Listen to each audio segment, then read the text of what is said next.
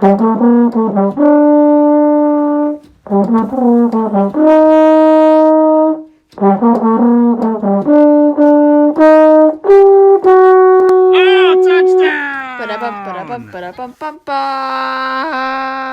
ba-da-bum, ba-da-bum, ba-da-bum, ba-da-bum, ba-ba, ba-ba. Week 2 NFL. Half of y'all are panicking. Half of y'all are celebrating too early. Half of y'all don't know what to do. And listen, I know that's 3 halves, but this isn't a math show. But let's just get to it. Giants at Washington football team. Thursday night. Is this a great way to start the week? Probably not. But you never know. I mean, Washington's defense is supposed to be really good. I guess they held the Chargers in check last week, even though they lost a game. Giants are just going to be one of them garbage teams that, either they can't move the ball or they'll be in a shootout, but won't win, or they'll get you a late garbage touchdown for fantasy. Barkley sounds like he might be limited again. I stayed away from him in all the drafts. Daniel Jones is Daniel Jones. Now Washington's got Heineke coming in, but Heineke is actually, he showed that he could, be serviceable. And actually played pretty well, a couple games last year, and even in the playoff game that they lost. So I don't think Washington misses a beat here. They'll beat the Giants to start the week. Then we go to the Sunday early afternoon games, and it looks like, again, I don't know why they put 9 games on at the same time. And then the DirecTV box game mix only has 8 boxes. Like, just make it 9. Do the tic tac toe. Like, why do I have to have a game mix with 8 boxes? But then there's a game that's I can't watch. I gotta go do something else now. I mean, can the ad wizards at DirecTV friggin' just come up with a plan here so I can watch all 9 games, or don't put 9 games on at the same time. I mean, there's no reason why one of these games can't get bumped till late afternoon. Anyway, Cincinnati's at Chicago. But the Bengals are feisty.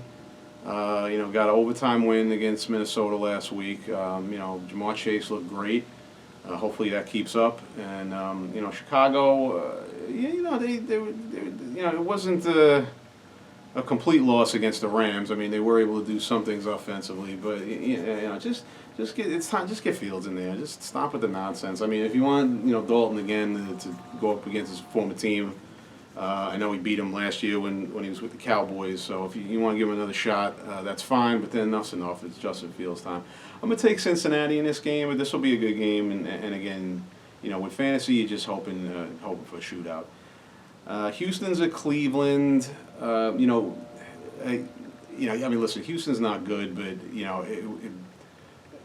it was kind of silly of me and some others to just kind of dismiss them against going against Jacksonville and a rookie quarterback when Jacksonville's not that great either. So it was like one of those things where we're like, oh yeah, Houston's terrible. Trevor Lawrence, Jaguars will win the game, and then as soon as the game started, you're like, oh yeah, that's right.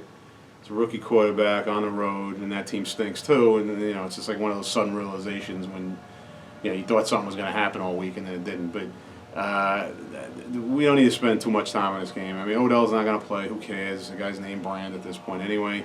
But Cleveland will beat Houston. Rams are in Indianapolis.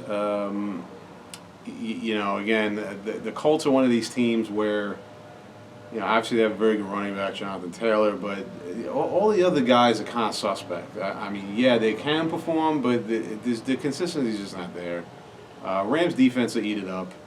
Again, Wentz, he's serviceable, but he's not taking anybody to a championship. I'll take the Rams in Indy. Buffalo's at Miami. Pittsburgh did a great job last week shutting down Josh Allen. Miami will try to do the same thing this week, but I don't think it's going to work.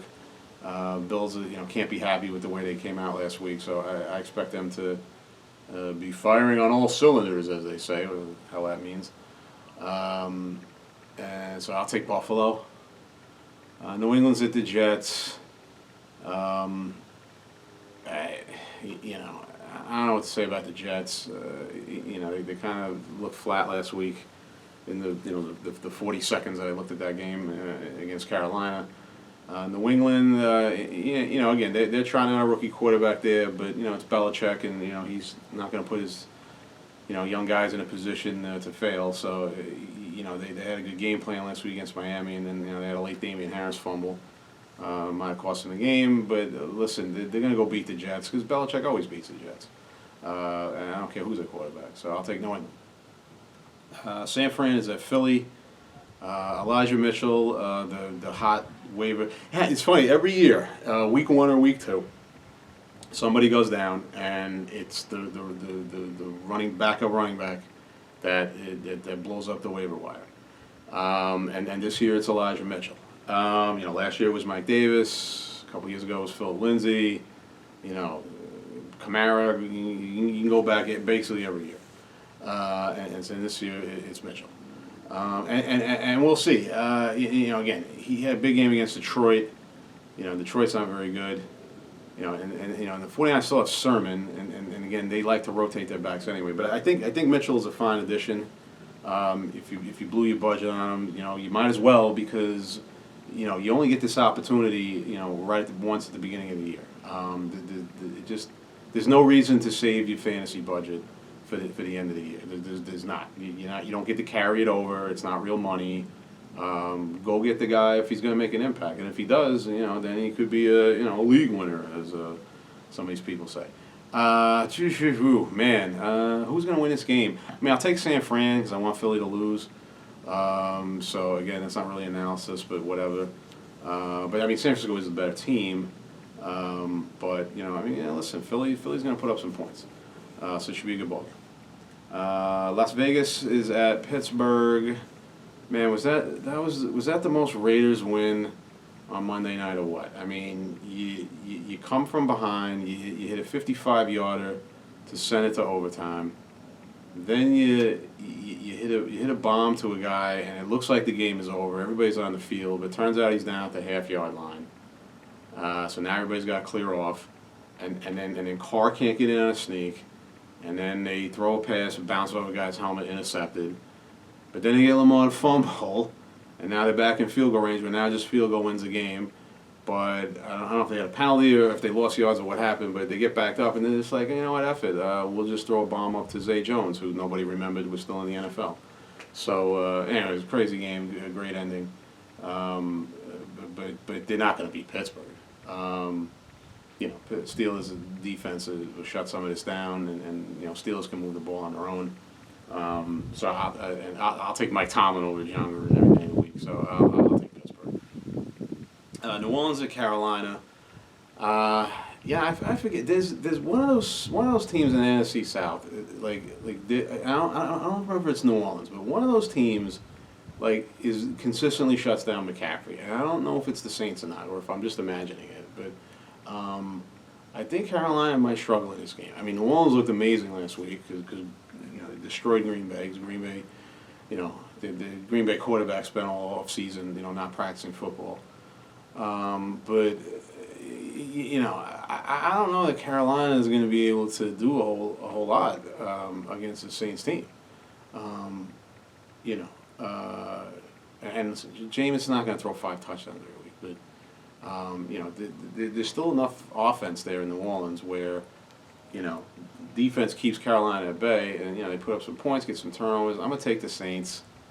So there's that. Denver's at Jacksonville. The Jaguars. I guess there was some expectations for them to look good right out of the gate with Lawrence and those receivers, and they didn't play very well against Houston. And now they're getting a Denver defense that's not going to let up on them either. So it could be another sloppy game for the Jaguars, and I'll take Denver to win that game. All right, Sunday late afternoon, you get Minnesota's at Arizona. Arizona offense looked amazing. Minnesota, they should have won that game, but they putzed around too much and ended up losing. I'll take Arizona to win this game, but again, you want fireworks in a game like this. You got a lot of big time fantasy players on both sides. So again, looking for a good game. And I'm basically saying the same thing about every game. But what else? It's all the same. I mean, we all think the same thing. What are you gonna do? I'll take Arizona to win this one. Atlanta's at Tampa Bay. Yeah, look, Atlanta's not good. They're not good.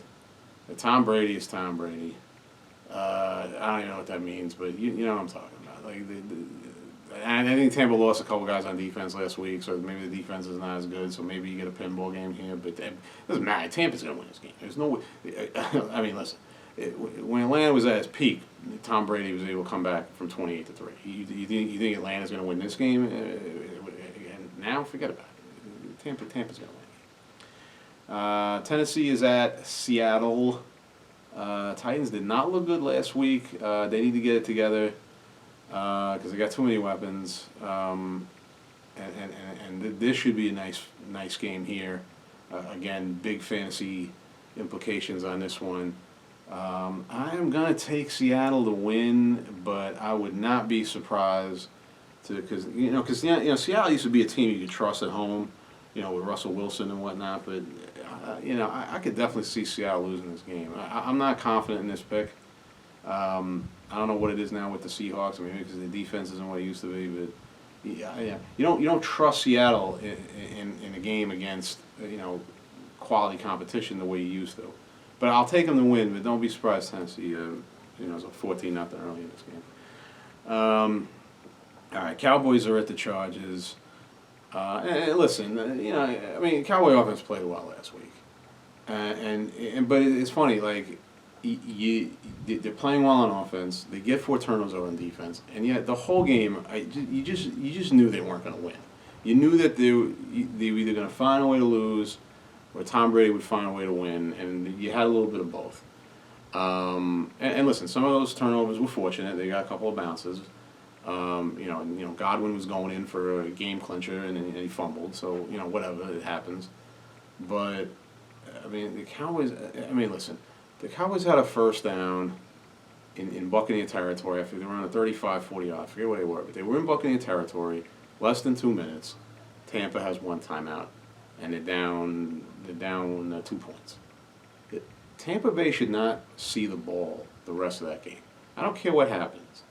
You can't have Tampa. That drive needs to be the last drive of the game. And if you miss a long field goal, so be it. But But they run a play on first down instead. You got to run a play. Listen, in that situation, I'm not saying you play for the field goal, and especially with the troubles that Pegleg was having. You certainly still want to play for the touchdown, but it doesn't mean you can't run the ball on first down. Because what you have to do in that situation is you have to, on first down, have a play that keeps the clock moving or makes Tampa use their last timeout. They didn't do that. They threw an incomplete pass. It's just, you can run the ball and still be playing for a touchdown. It was a minute 50, whatever it was. The time doesn't matter at that point. You have time to score a touchdown. You're not committing to the field goal because you run on first down. You can still. I don't understand why guys that do this for a living and get paid to coach they can't think of these simple things. But the bottom line is so basically what happened is you had a first down with a minute 50 left, and the other team had one timeout, and then you were basically kicking a field goal 20 seconds later. That can't happen. That cannot happen. You've got to have a play that runs. You got to have two plays there that run clock. And one is used for timeout, so that you get the timeout. Now listen, even if you left Tom Brady 30 seconds, you were gonna, you'd find a way to get that. But the point is that Tampa should never have had the ball again. But they did because the Cowboys don't know how to call plays in pressure situations. So again, if Dak stays healthy, the team is going to do well. But you're not going to trust them in games against quality opponents. Now the Chargers, listen, this will be a shootout. You don't completely trust the Chargers either, so I'll take the Cowboys to win, obviously. But who knows what's going on in that game? All right, then you got Sunday night. Kansas City's with Baltimore. Ridiculous win for the Chiefs. Ridiculous loss for the Ravens. We'll see if it's Tyson Williams or Latavius Murray or some kind of combination of both. But if you got either one on your fantasy team, congratulations, because it's going to be one of them. I'll take the Chiefs here, even though the Ravens, I think historically have played Mahomes well. But, again, I don't know that I trust Baltimore's offense to be able to keep up with the Chiefs. And Chiefs' pass defense is decent enough where it could shut down, and Baltimore doesn't have great receivers. They have a couple good ones, but they don't have great receivers. I'll take the Chiefs Sunday Night Football. And then Monday, Detroit's at Green Bay. I don't know what the hell happened. My kid was playing baseball, so I didn't even see any of that Green Bay game. I just kept looking at the score going, what the hell is happening here? But apparently Rodgers played like garbage. And listen, if there was a game to get right, it's the Lions. So I'll take Green Bay to win, but man, imagine if Green Bay loses this game, there's going to be a riot up in Green Bay if they lose this game. But the Lions aren't going to be. They're not. They don't have the tools. They don't have the talent. So I'll take Green Bay to bounce back. All right, so there you go. So I'll be able to watch the Cowboys this Sunday. My kid's doubleheaded baseball team is off this week. He already has a bye week too, so I don't know what's going on with the schedule there, but I'll take it. Probably because the Cowboys are on at 3:30. Nobody wants to go watch youth baseball, but whatever. We'll see the Cowboys on Sunday, and there you go. NFL week 2.